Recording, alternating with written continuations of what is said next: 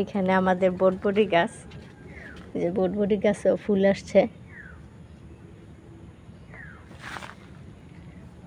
বৃষ্টির কারণে বেশি একটা হইতে পারে নাই, কিছু কিছু গাছে যে হলুদ হইয়া গেছে বৃষ্টির কারণে, বেশি পানি পাইয়া।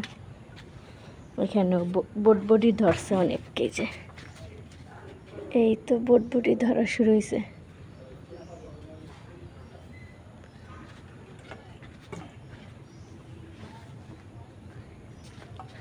আর এখানে হচ্ছে আমাদের পেঁপে গাছ, এই যে পেঁপে।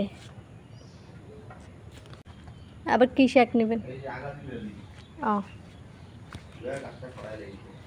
হ্যাঁ, আগাগুলা নিয়ে যে এখানে জালি গাছ লাগাইছিলাম আমরা, তো জালি হয় নাই, মানে পানিতে গাছের গোড়াটা ডুবা জায়গা, এই কারণে হয় নাই।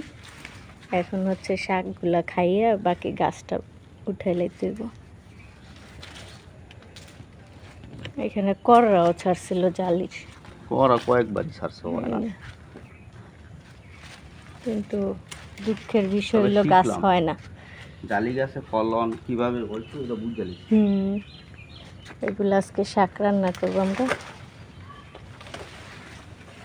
পাতাগুলা নিয়ে নিন, এই সুন্দর পাতা যেগুলো আছে না, এগুলো নিয়ে নিন।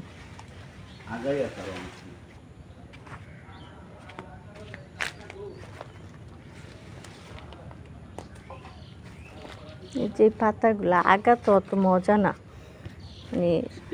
হ্যাঁ পাতাগুলা না, পাতাই মজা লাগে।